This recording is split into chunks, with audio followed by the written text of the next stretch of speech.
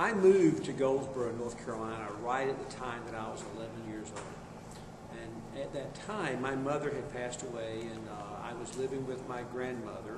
My father was in Vietnam.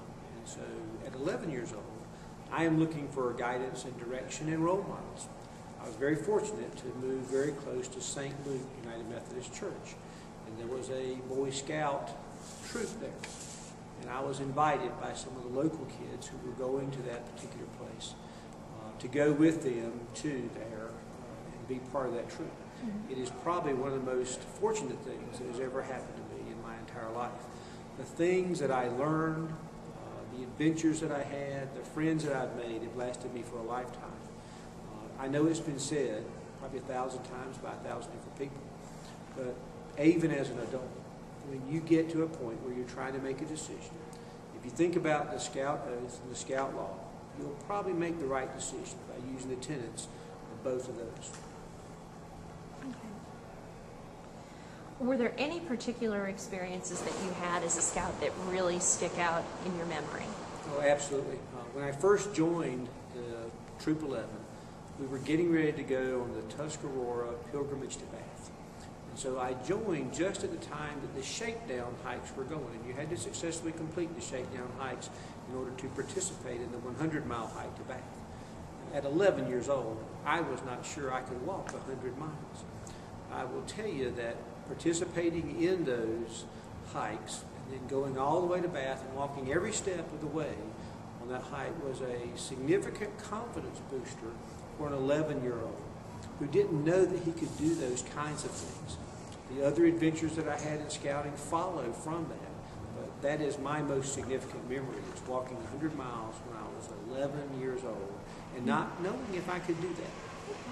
Now, what about scouting's influence today? When you look at boys today in scouting, what advice would you give them?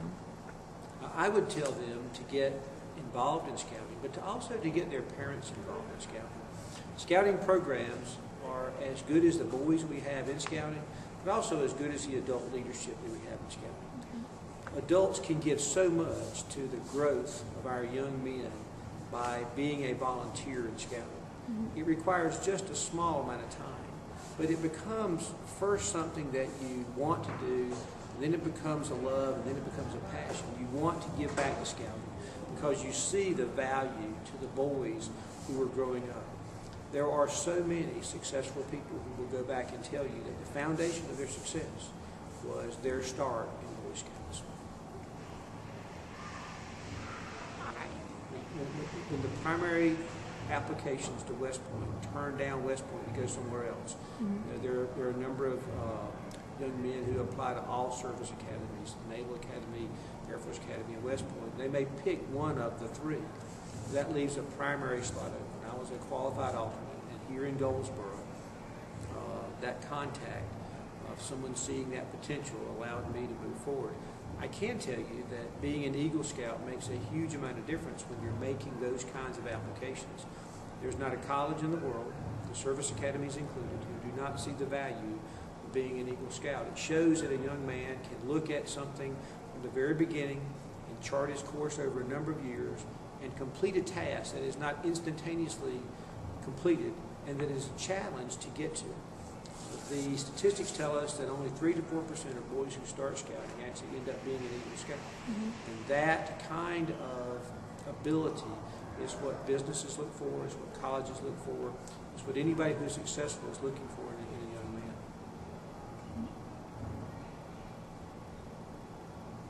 All right, thank you so much.